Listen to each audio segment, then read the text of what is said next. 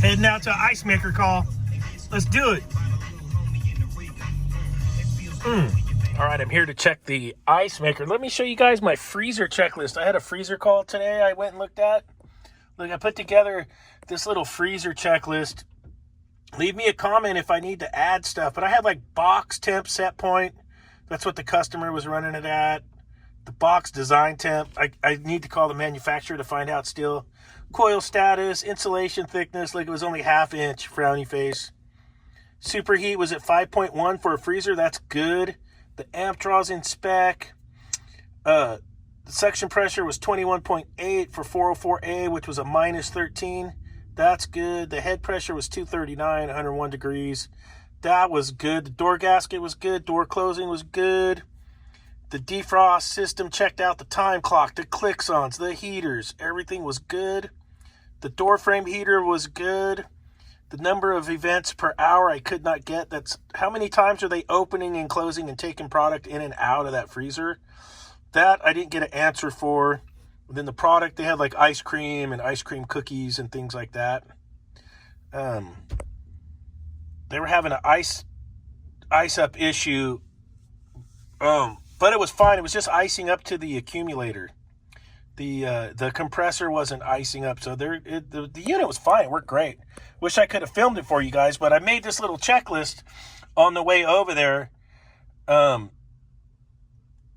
know, even though I've been doing this a long time, sometimes I got to write stuff down just to really get a good picture of a unit. Maybe that might help out some of the younger guys. Even the old timers got to make a checklist. Come on. Oh, yeah. The Mambas. Get a couple of these going. And the tip over. All right. The call for this one is the ice was, she said it was either slow or low production.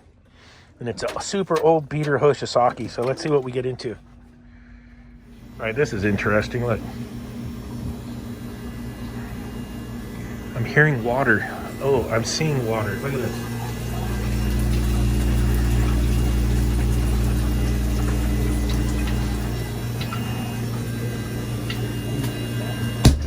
Water melts ice. All right, let me get this opened up and we'll see what's going on here.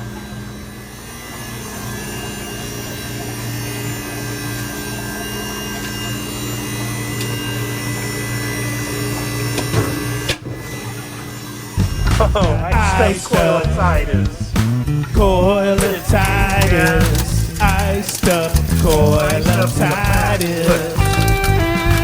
Iced up coilotitis. You got iced up coilotitis. Coilotitis. All right, well, we can fix, hopefully we can fix that.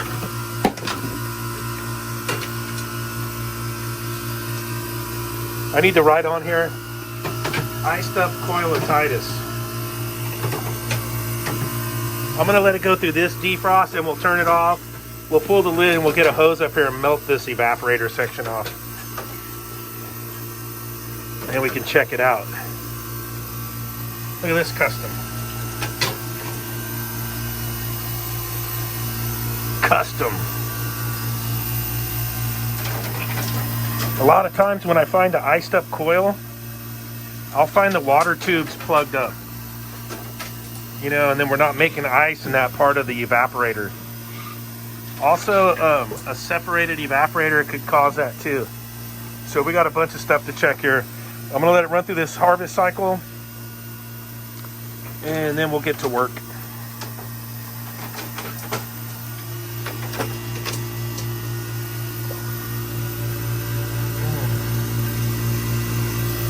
It needs the scrubadooski.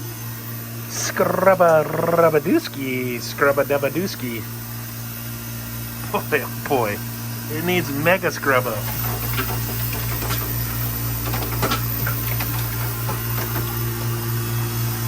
I'll show you how iced up that coil is. See? Can you see that? Iced up coil otitis.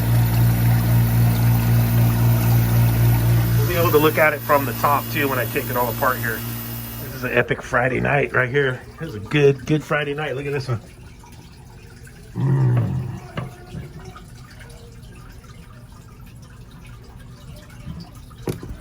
Look at the tube going through. Woo. Let's get the float off of there.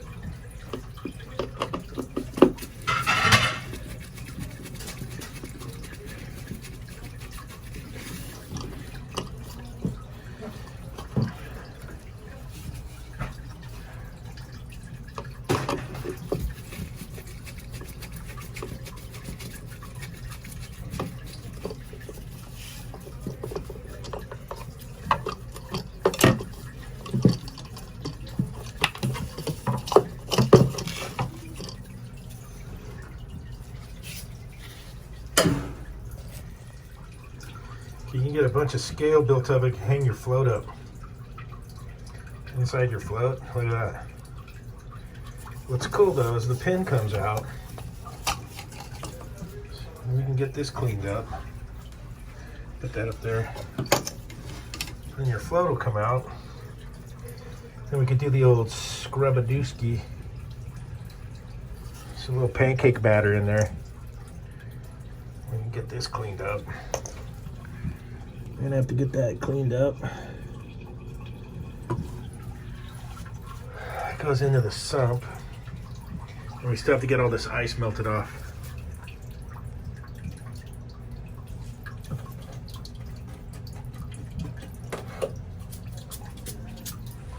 And look how plugged up the water tubes are. This is what causes an iced up coil. Pluggers. Plug.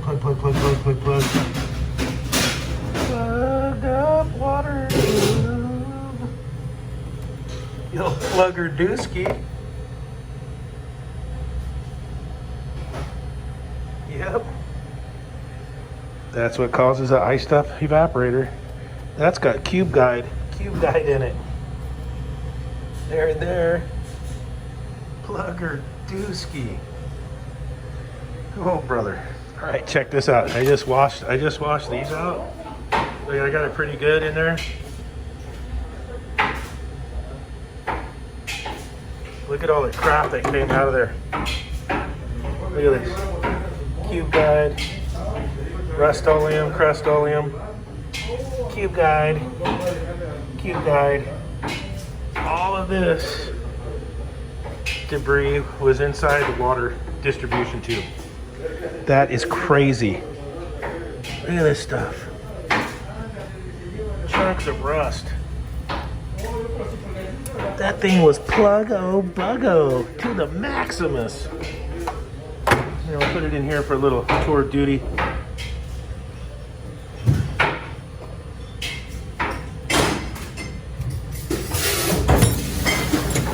Yeah, look at that. Give it the old tour of duty.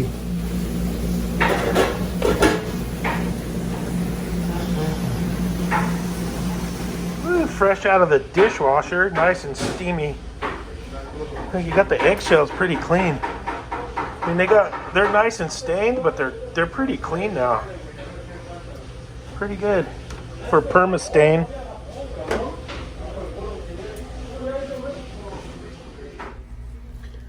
All right, so I still have to melt the ice on here, but look,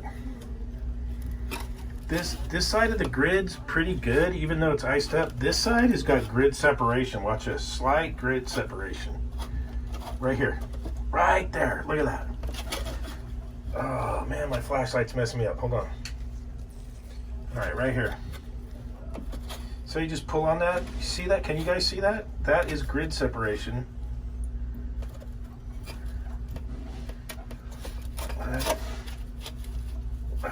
Just that one spot right here.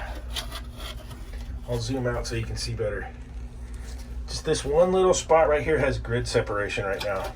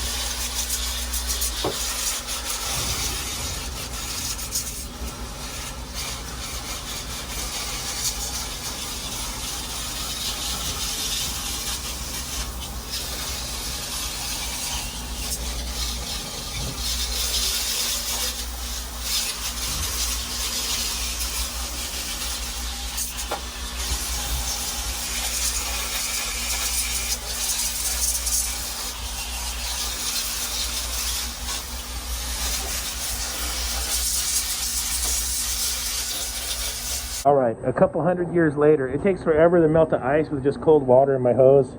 That floor drain's no good, so the water's backing up. Need to do big cleanup. That's why they got the drain going over to there. They're gonna work on that with their plumber.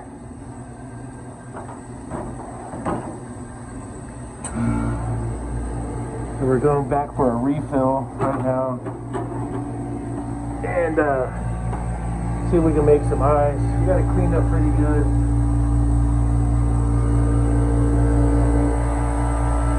Nothing epic. It needs a major scrubadooski. Big time scrubadooski. Look at September 15th, 2004. It's just about a 17-year-old machine. It's a pretty good long lifespan. It's not bad. Not bad. Little 100-pounder. 900-pounder, pardon me. Cam 900 MRH remote.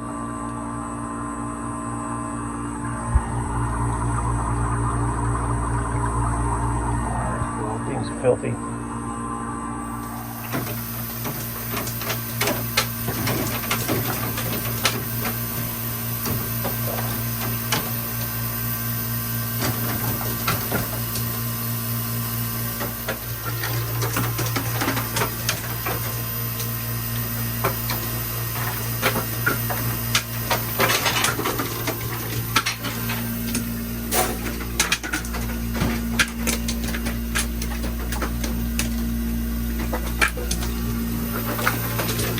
Right, I'm circulating a bunch of ice machine cleaner through here right now.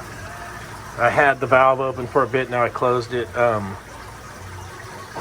Went into harvest, made a full batch of ice, but the ice was sticking on that evaporator a bit. You know, we do have some grid separation, and then with all the scale that was on there, it's